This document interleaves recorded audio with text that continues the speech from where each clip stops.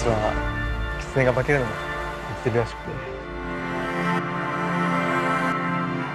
僕自身も毎日いろんな人を演じなきゃいけなくて、まず私の会社ファミリーロマンスなんですけど。Hi, this is Asif Kapadia, and I am here for the BFI at Home event. And I'm really proud and honoured to be presenting Werner Herzog, who's going to be here talking to me about his new film, Family Romance, LLC. Hi, Werner. Hello, good evening to you. For me, it's morning. Yeah. Where are you right now, Werner? In Los Angeles, at home, disciplined, and that's basically it. It's a great honour, really fantastic, amazing kind of, for any filmmaker, you're a legend and a hero and an inspiration. So I'm really happy and proud to be here talking to you. So why don't you tell me a little bit about your life right now in LA? How is it all? Well, California is badly hit by the virus. So the only thing you can do is stay disciplined. I stay at home most of the time when I venture out with face masks and distance and all the precautions. So that's the only real way to deal with it. We have to starve the sucker. So why don't we just start like in the beginning? Why don't you tell me a little bit about your new project and where it came from? Where did the idea come for this film? Like most of my films, it came with me with strange vehemence. And in this case, I formed a film school of my own, the Rogue Film School, as some sort of an antithesis to the stupidity of the film schools. It's very depressing when you look at film schools worldwide. So it's more a guerrilla style film school, and actually the film Family Romance was done completely guerrilla film style. One of the students of it, Rock Morin, who is also a very fine writer, sent me an article he'd written in the Atlantic. And I was immediately taken in. I immediately called him, like, this is big, this is so big, you have to do a film. He's now producer of the film. He speaks Japanese, not perfectly, but well enough to organize a few things and introduce me to the leading person in the film and his company. And that was what we immediately did. We contacted them, and 3 months later, I was already filming. It was always clear it has to be a feature film, it has to be scripted, it has to be acted and rehearsed.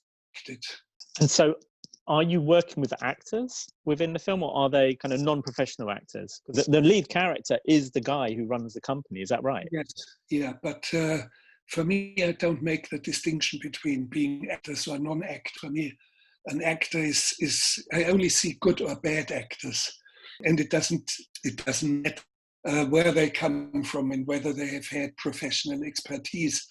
But the people, every single member of the cast was actually taken from the 1,400 actors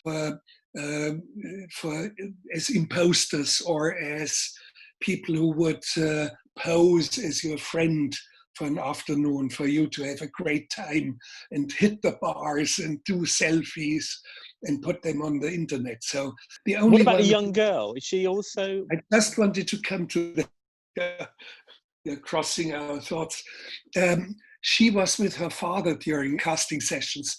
I saw her sitting in a corner, somehow absent, and I said, shouldn't we test the girl as well?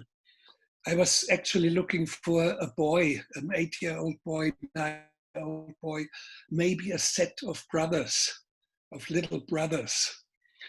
And I saw her and asked her, and from behind the camera, Yuichi Ishii, who runs this company, would feed the actors, the candidates, with jokes or conversations and so. And he was so good with this girl. He was so phenomenal. I turned around to him and I said, Ishii, son, Mr. Ishii, you have to be my leading character. my leading actor. And he said, well, I'm not an actor. And I said, I'm the one who is directing movies. I know how to make.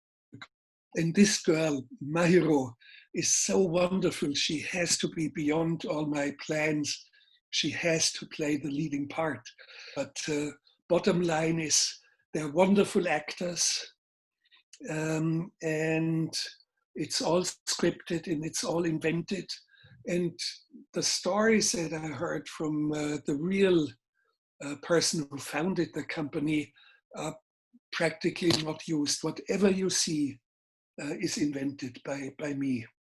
Fantastic. And so tell me a little bit more about the guerrilla process of making it. How many different roles did you play on this film? Pretty much every role. Most notably, I'm my own cinematographer. I've done that before. There were some films where I've outed myself of being a partial cinematographer, like Bad Lieutenant, part of Call New Orleans.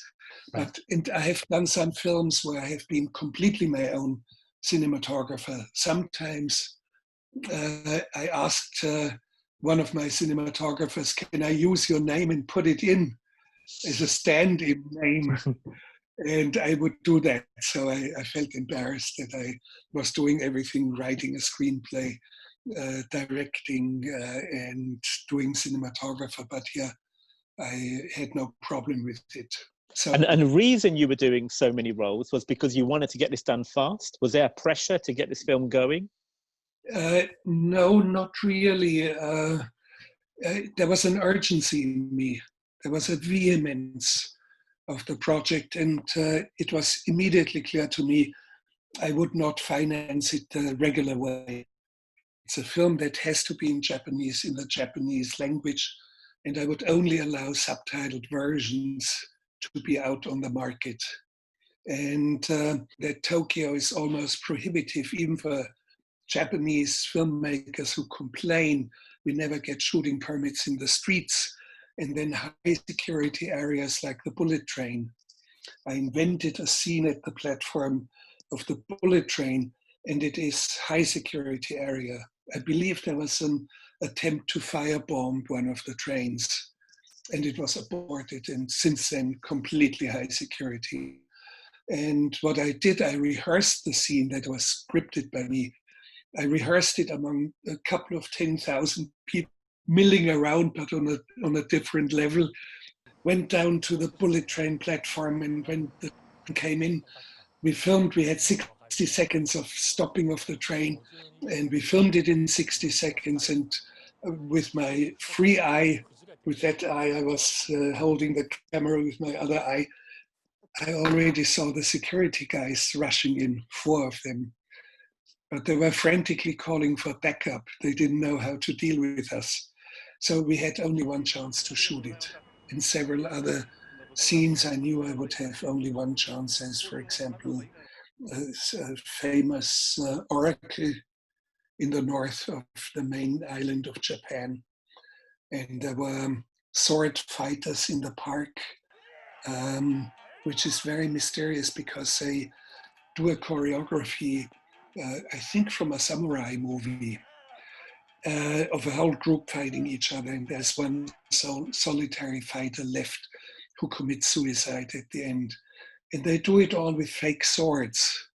And then I asked it, can you even drop the fake swords and do the whole choreography for me?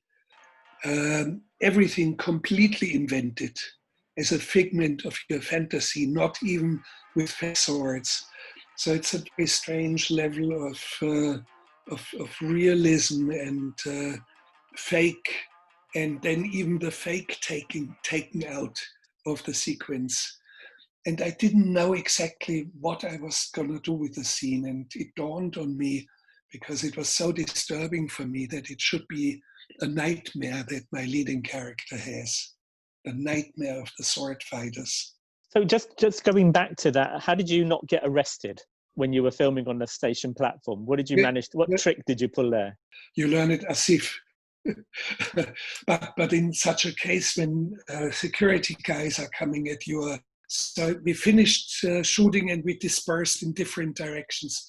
But in my case, I always go for the center of where the enemy, where the throng comes at its thickest. 4 guys, sometimes even more than that. I head for the very center of them, and they part their ways because they look at some aim deep in the distance, as if a mile away I see the face of a friend, and I stretch out my hand and I say in Bavarian, "Hast du ein Hartig," saying, "Have you seen my friend Harti?" No eye contact, because then they know they have to stop you questioning you. So no eye contact, you see something deep in, and you walk to it, and they step aside. Have you ever been arrested on any of your films? Yeah, I have. Yeah, but that's okay. It's I stopped a plane on the runway, but I mean an international plane on the runway. While shooting what? What project was that one on? Fitzcarraldo. Wow. But I've been arrested, and I couldn't do anything in the Central African Republic under Bokassa and Cameroon. Can we talk a little bit about that, actually? Just tell me about, in terms of your career, you've had a very long career. You've made a lot of films. How would you describe the phase of your career that you're in now? What type of filmmaker are you now? Well, Asif, I feel uncomfortable when you say career, because I've never had a career. Meaning you have to plan, you have to learn your profession, you have to plan certain steps, you have to... Well, you have a body of work. Let me put it that way. You have an incredible body of work. Because many of the films came at me and I had no choice. And I had to do it like family romance. There was no real choice, although I didn't invent the very first stumbling stone. No, but what can I say? I love everything, writing a screenplay or directing, editing, and as you know, acting recently a little bit more than before, which I should reduce because it takes away too much attention from the real things that I'm doing. And well, at the moment, I finished another film which will be out in a few weeks. The festivals, Toronto, Venice, Telluride, whatever. And it will be released on the streaming platform of Apple. And is this a fiction or a documentary? How would you describe it?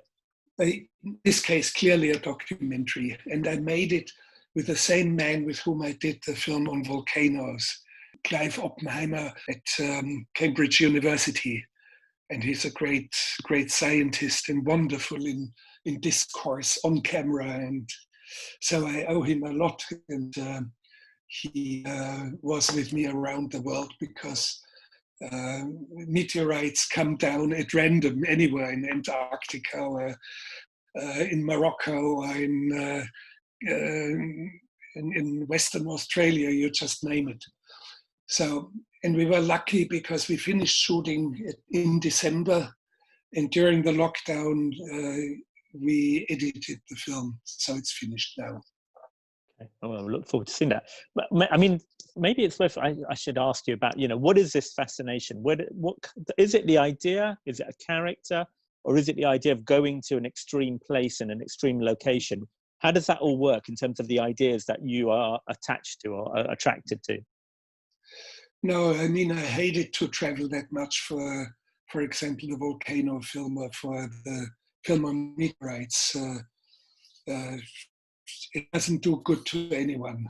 And you have to travel by plane and you are jumping many time zones and cultures, and it's not normal what is healthy for a human being. So the essential things, existentially, things I would always still do on foot. Things fall in my lap sometimes out of nowhere.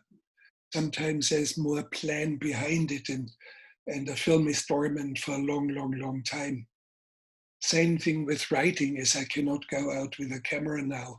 I do writing. I write poetry. I write short stories and things, and it's all things that have been dormant in me for a long, long time, and they have to burst forward. Do you have a routine? Are you someone who wakes up and sits at your desk and writes every day at the same time? No, I have no routine at all. I don't need any specific circumstances. I can write in a crowded bus with my football team, all of them drunk, obscene songs around me. I can write. I wrote Aguirre, The Wrath of God, that way. A football match? Not on a bus trip to Italy, and we had barrels of beer as a present for our hosts. But our team opened one, and they were all drunk within 2 hours. And my goalkeeper vomited over my typewriter. So some pages were beyond repair. I threw it out the window, but couldn't remember what it was. I couldn't rewrite the 2-3 pages. So wow. Someone somewhere found a vomit-covered page of this still, kind of bloke, still out man on a river. Yeah, but you see, you follow your the push that's on you, and I wanted, with family romance, I wanted to go back to my early days in Aguirre, not knowing what was coming after the next bend of the river. I had no idea. It was all scripted, but do you shoot it chronologically? In Aguirre, yes, we had to shoot chronologically because we were floating down a river. Actually, it was 3 different Amazon tributaries, and there was no alternative. And you are floating, you could switch around a little bit, but the basic story had to be done in events. And strangely enough, Rescue Dog with Christian Bale had to be in reverse. He lost something like 65 pounds under medical supervision. And so, it takes more than half a year. But you gain weight within 5-6 weeks. So we started with him emaciated and followed the story backwards to the beginning where he's well fed. To do that, are you very, very, very good at planning? Are you very good at understanding the whole film and having it all in your head? In such cases, you have to. You have to. In other cases, things have to come at you, and you know that as a filmmaker, you have to be open for the unexpected, the unusual. Grab it, grasp it, and pursue it. It's elusive, and you have to be the hound who is out on the prowl. How do you kind of decide if a project might be fiction or non-fiction, or do you just start making it and then they naturally form into one genre or another? Or is it all the same for you? Is it all just storytelling and you use all of the same tricks? Family romance was, just imagine it had been a documentary. It dawned on me, I would have been accomplice. I would have been accomplice with my camera, cheating a 12-year-old girl who believes her father is her real father, who makes contact with her. And this borderline of transgression you have in your films with Maradona. And he's pathetic sometimes. I mean, he's one of the greatest footballers, and yet full of tragedy and full of pathetic elements. How far do you reveal that? Or Amy Winehouse, the tragedy of self-inflicted tragedies. How far do you go? How far do you maintain the dignity? Yeah, it's interesting. It's particularly when you're dealing with troubled characters, it's very easy to make fun of people or to take advantage of them, and you don't want to do that. You've got to find your line. Yeah, and in family romance, absolutely evident it has to be a feature film. And by the way, all the fantasy that's in it, people overlook. They think, some people think, oh, it's so authentic. It looks so authentic. It must be a documentary. But I think if I made after 3 minutes flat would know this is all scripted and rehearsed and acted. And you see, we've shot almost nothing. It's Asif, are you sitting solidly? Go on, tell me. The grand total footage that I shot for the film, for a feature film, was 350 minutes. Wow. Minutes. For a 90-minute film, for a sort of 18, Yes. 90. And about 100 minutes alone is drone footage from which I had to be. So it's a film that's almost shot like 1-to-1. Wow. It really is going back to your early days as a filmmaker, where shooting on film, it's so precious. Yes, of course, 35 millimeter celluloid costs a lot of money, and you have to economize. And I never had enough money to make a film. And in this case, but it's an attitude. It's not only economy, it's an attitude. You better know what you are doing. You should just do not run your camera day in and day out and you hope it's going to capture some great moments. The great moments never come. It's like with the surveillance camera in the bank. The camera runs in years and not a single robber shows up. So that's the desperate attitude of rolling. And when a young filmmaker comes and says, I've shot 650 hours of my film and I'm editing since 2.5 years, my heart sinks. The young person does not know what he or she is doing. So is this what you teach in your film school, your Rogue Film School? What kind of style of shooting do you teach them? There's no style, it's their style. They have, for God's sake, don't be a clone, don't become a clone. And one of the projects that I have is a workshop with almost 50 filmmakers from 28 countries. And I wanted to take them to the jungle, to the Amazon jungle, to the town of Leticia in Colombia. And it was going to start in late April and early May, but we had to delay it. So, and they have to make a film within 10 days. And I even don't allow them to come with a prepared little screenplay. I give them the kind of frame, the window. I did one like that before in the Peruvian jungle, and I said, you have to make a film under the premises, or under the basic subject, fever dreams in the jungle. So do a feature film, do a poem, but short, 5 to 10 minutes maximum. But if you do a documentary, don't you ever come back to me, which has statistics in it.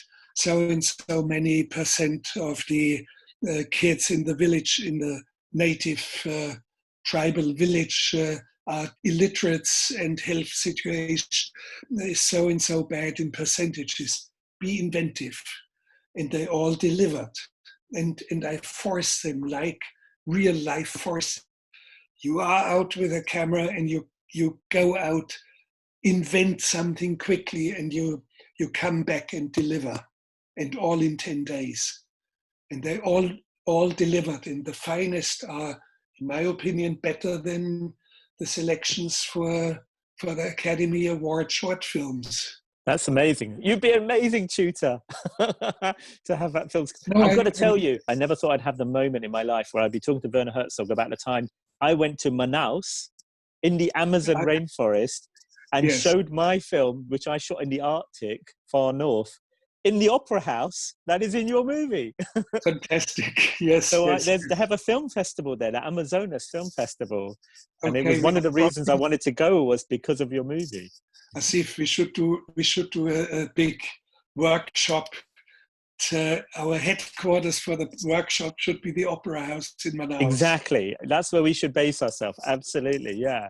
I want to ask you a question, Werner. Who were the filmmakers, were there any that you really respected or looked up to when you were making movies? Which were the places that you looked at for inspiration? It's a question I cannot really answer well, because I'm not trained. I never went to film school, one thing, never was trained in cinema. like others, for example, Bogdanovich. He's been one who has been watching films day in, day out. Scorsese, for example. He has his own library of 35mm prints. Or somebody like, there are many out there who have been very much into watching films. All the French Nouvelle Vague filmmakers were sitting in the Cinematheque, 3 films a day, not even subtitled foreign films, but they had to understand anyway. So, but I'm not trained like that. I grew up in such a remote place in the mountains in Bavaria. There was, of course, no cinema, no TV didn't exist anyway at the time. And I had no knowledge that cinema even existed until I was 11. So it didn't factor. There's a gap. When we moved to Munich for high school, I saw very few films, and until today, haven't seen that many films. So I'm not somebody who is formed by watching films. But of course, I have great admiration for some. Kurosawa, for example. Rashomon would be one of them. And then strange things like Fred Astaire movies. I'm the most unlikely one to like Fred Astaire movies, and yet like them because they're so remote from real life. Have you ever done a musical, Werner? You ever done anything like that? Not at all. No, there's a gap there. There's a gap in your oeuvre. There's gaps here and there and there. I've never seen a film by John Ford, for example. You haven't seen one? Filmmaker, no. All the great American filmmakers of the 1950s, 60s. I've never seen any of that, for example. It's terrible. My gaps are big. But Asif, you're making so many though. You're so prolific. I think you get a pass. You're allowed if you keep making movies. 3 a year. How many are you doing right now? Sometimes but it has happened. Yes, you're allowed. Years ago, I had three films. But I'm careful how I'm doing things, and one has to be watchful. And it's good to get out of it and do some other things. Yeah. Do you need to answer that? I don't know exactly, but it's a little bit like the phone that goes off. It's just like your movie, yeah.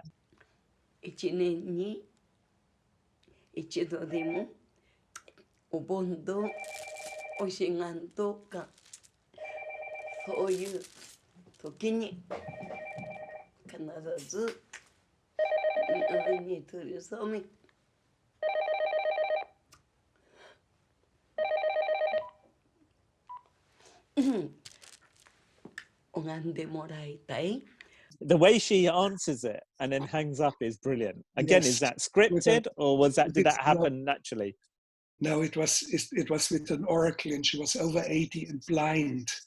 And she has a lot of people who look after her. Every 50 minutes, the phone rings. And her neighbors are asking, do you need something? Are you doing well? And so I had a suspicion that her phone might go off. And when it went off, I knew I will film on no matter what. And she's courageous enough to grasp for her phone, and she turns it off and keeps completing her prophecies. It's just a wonderful moment. You can't even invent it like that. So there's a documentary element all of a sudden invading a feature film. Can I ask you a question? Of all of the amazing films you've done in such challenging places, number one, is there like a favorite kind of experience, a movie experience that you've had wherever you've been filming? And is there a particularly tough or difficult or challenging experience that you can remember thinking, that I didn't get it? We didn't manage to get the moment that we were waiting days for, perhaps. It always happens, and I never lose any sleepless night over it. And instead, I know you capture something even better, and you will invent a scene. Aguirre, the Wrath of God, had a different middle part, and as we had a flood and flooded our set and ripped our rafts apart. I utilized the impact of this doom and created something out of it, which accelerates the story even harder now, beyond the quirks of fate and the quirks of everyday incidents. You have to be the lion tamer of the unforeseeable. And of course, not only did I not manage to film this or that and try to do even better, I have done entire film projects that I haven't done. And so what? So what? Instead of waiting for 18 years for the money to come in, which would have been very difficult, I made 25 films in 18 years. Werner, where has this motivation and this kind of passion to keep going, where has it come from? Where is it in you? I don't know what it is. It's just I have it in me somehow, and it's this urgency to burst forth. Some projects come at me, I don't know how, and they are there with a vehemence. Do you have, in terms of the process of filmmaking, is there a particular section you love the most? Do you love being on location, shooting, or do you like the writing, or you're an editing person? Well, shooting, of course, is essential. And that's where you are really tested. And that's where you are called upon as a filmmaker. And things do not work out. You foresaw it. You just make it even better then and grasp, catch the moment, understand the right moment. And you have to coil up like the snake and be ready to strike the wisdom of the snake. So those are the qualities you have to have when you're shooting a film, and it doesn't matter feature film or documentary. But I like writing. Writing is so essential. Casting in feature films is very essential, and of course, casting in documentaries. I cast documentaries, and since my wife lives in the United States, I moved here. And I moved to Los Angeles, but not because of Hollywood. I moved here because I'm a happily married man. And what is your relationship to the kind of Hollywood movies around you? Did they ring you and say, please come and make a movie for us every now and again? What happens? It happens, but most of or in all cases so far, except Bad Lieutenant, the projects were not really good. The average kind of stuff that the movie industry is producing, and it's the same sort of treadmill of sort of things, and not very much into actors, not very much into storytelling either. It is mostly digital effects, and it's mostly star power, as they call it. So, but I have had, of course, crossovers with them. Warner Brothers, for example, they love my work, and the post-production department in particular, they come to me and they ask, do you have something here where we can work with you on it? And said, yeah, family romance. And I did camera myself, and color corrections is not going to be easy. We throw the best of our people at it and give it to us. And they give me prices that are phenomenal. Nobody in the industry gets such fantastic prices, and they do their best with the very best that they throw at it. So I'm grateful to Hollywood, or parts of Hollywood, and I have crossovers in terms of distribution. I have crossovers in terms of acting parts, like Jack Reacher and, for example, The Mandalorian. Tell us a little bit about how that came about. I was in both cases invited, very urgently and kindly invited, and with good arguments invited. And Mandalorian, I was not familiar with the mythology of Star Wars, so Jon Favreau invited me to his studio and showed me characters in costume around horizons and first tests and so, and it all, of course, I saw the screenplays, and it all was convincing, but he very, very badly wanted me in it.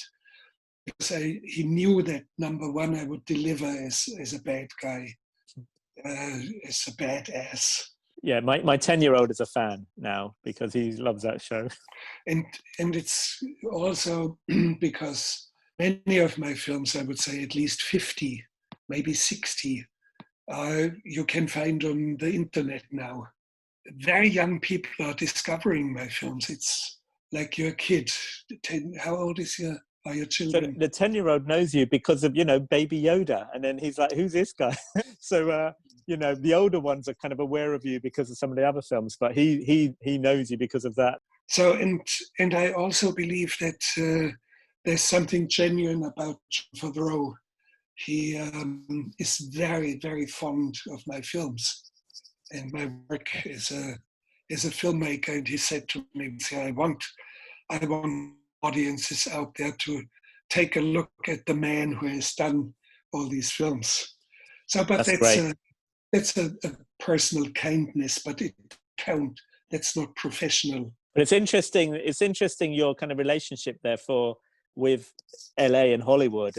You are able to make your own personal films, but then also can dip in when necessary. Yeah, the beauty of the connection is that Hollywood does not need me, and I do not need Hollywood either. So we meet at a level that's very easygoing. So, and I try to move everything in between. For example, attorneys. I never let attorneys negotiate. I do my own contract work. I do my own legal work, and I'm completely self-reliant in that way. Tell me one thing, actually, Ben. I've always wondered about, when you do your voiceovers, when you're making one of your docs, and where does this performance, where does that version of your voice come from? And tell me a little bit about how you actually do it. It evolved. It has a long history, working history, from the great ecstasy of the sculpture Steiner, the world champion BFI, and it's a very important film for me because I personally, as a kid, wanted to be an athlete and become world champion in ski flying. One of the criteria to make the film, I had to show up in front of the camera and carry on in the chronicle of events. I hated it. Oh yes, people liked it, and there was something, and I reduced it only to my voice. And it evolved. It's of course it's a performative voice in a way, and people always think it's a voice. It's much more than the voice. It's the text that I'm speaking. And since I write my own text, things come across that are much deeper than just the voice. I give you an example. The end of the film on volcanoes, I'm saying in my comment, all these magma boiling in the interior of the world wants to burst forward and destroy everything. And it is of monumental indifference. And now it comes. It's monumentally indifference to scurrying roaches, retarded reptiles, and vapid humans alike. And you see, this text which I wrote melts on my tongue, and it startles the audience, and they love it because they never hear anything like this in a film on National Geographic or PBS. And so it's the writing and the performing, and also doing it all in English. I mean, you've been working obviously in English for years, but it's being able to express yourself in this way. It's iconic, that's the thing. A lot of people, that your voice is such a key part of the experience of one of your movies. When you say voice, you always have to resonate the term script as well. And I have some wonderful stuff in my new film. For example, there's a scientist from India at a microscope, and she's arguing with my anchorman Clive Oppenheimer about meteorites that potentially have brought life from outside onto our planet, and everything ultimately is formed of stardust. And then you see my hand reaching in from behind the camera, and I softly shove Clive Oppenheimer to the side, saying, "No, I'm not made of stardust. I'm Bavarian." And they scream in laughter. So I interfere with a line that you never do as a commentary in a documentary. Or I'm showing, for example, the impact site where the biggest of all ever came down on us. Asteroid hit 65 million years ago at the Yucatan Peninsula, 200 kilometers across the crater, not visible, by the way. And what came down was hundreds of millions of atomic bombs, Hiroshima size. And today, no trace of it. And there's a resort, a beach resort town called Chicxulub Puerto. And I say, here was the most cataclysmic event our planet has ever suffered in its existence. And now let's have a look at the town. In the town, I mean, and it's completely God-forsaken. And I travel through the town and I say, this town is so God-forsaken, you want to cry. And then I play a music from a wonderful Mexican pop singer, Ana Gabriel, A pesar de todo, despite of everything, I love you. And you really, just listening to the sound, to the music, you want to cry. Fantastic. You're enjoying yourself. That's the thing, isn't it? You obviously it's the joy enjoy of filmmaking. Yes. And you can tell when you look at family romance, it's all about the joy of filmmaking, the joy of storytelling, the joy of seeing actors, and the joy also in the shudder of contemplating ourselves as somebody who is always also in a performative existence, not all the time. But when you talk to your 10-year-old, you talk in a performance as a father. Or when you're in the stadium, the audience is performative. The kind of chants of the audience and the jubilation and dejection and everything, it's performative. It's a group performance. And we do that a lot. And how much is in our own lives? How much is our Facebook, a good Freudian slip there. I like that. Our Facebook, yes, much of it is, of course, fake or at least embellished. A virtual self, a representation of self that is hugely embellished. And our performative life on the internet is something where we are not complete fake news, but manipulated news. Just on that, do you have an opinion on this concept of kind of politicians and fake news and Facebook and social media? What's kind of your take on the way the media is being manipulated or used right now?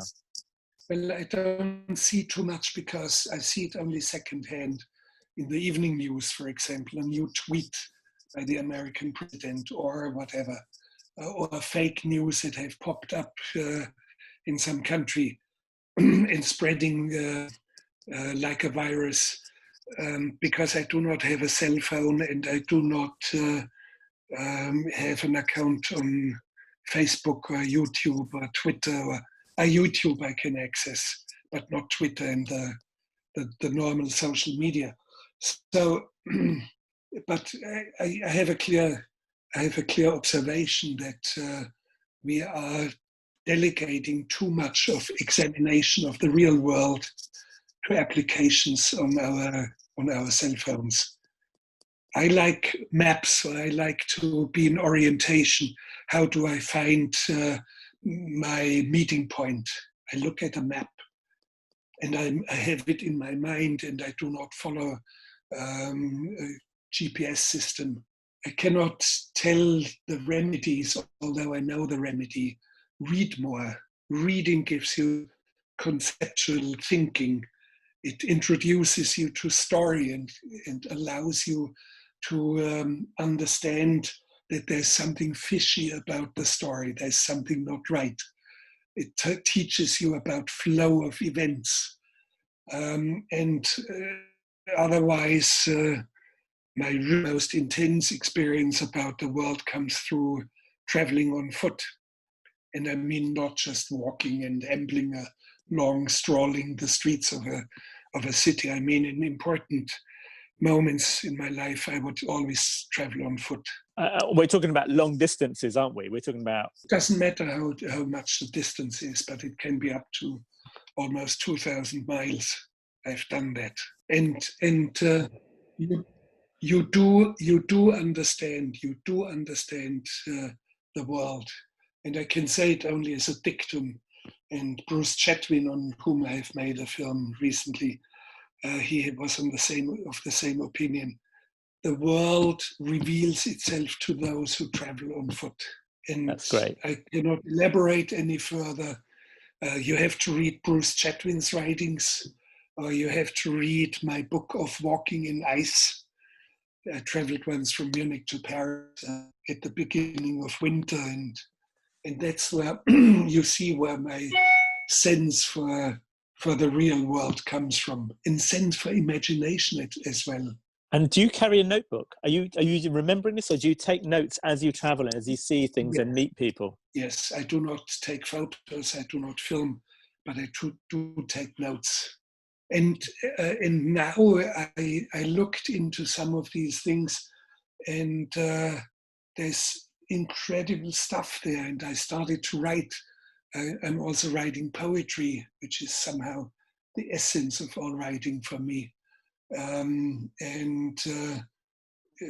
Things, images, events, visions that have been in me dormant for so long, some of it decades, all of a sudden comes alive, and it immediately translates into a story, a short story, for example. Well, I feel like I should say, I really enjoyed your film, Family Romance LLC. It's an amazing film, really gets you thinking. There's so much going on there. It's very deceptive. And actually, it's like a brilliant trick. You're not sure at times what you're seeing or how it's been done or what's going on. But then it's very profound once you get into it, once you think about the concepts of it and how, in a way, we are, like you say, who's performing. What if your family is for hire? It's brilliant. Sure. It's a really, really brilliant film. What performance is our own life? Absolutely. So, absolutely. It's deceptively simple at the surface, but I think it's a deep plowing film, and in a way, it's one of my films, like the films on death row, or like The Enigma of Caspar Hauser, digging deep into what constitutes our humanness, what constitutes our human condition right now. That's really what it is with you, isn't it? You're fascinated by humans, by people around the world as well, everywhere, every corner of this world. You are fascinated. As long as there's breath in me, I'm somehow shaken by all that. Fantastic. Asif, next time we meet for real in the Opera House in Manaus. Let's do that. And we'll do something else. We have to do some wild stuff together. We will do that. Absolutely. It's been an absolute honor and a real pleasure and a privilege. Thank you so much. Great talking to you, Werner. And keep it up. Thank you. And my salute to your 10-year-old and to the audience at the British Film Institute. Best of luck to all of you. Take care of yourself. Thank you for watching this BFI at Home event. You can watch Werner Herzog's Family Romance LLC on the BFI Player now. Also, if you enjoyed the event, please do consider donating to the BFI. They're a charity and their venues have been closed during the lockdown period. So your support is really, really important to keep them going during this period of closure. Thanks for watching. Good night.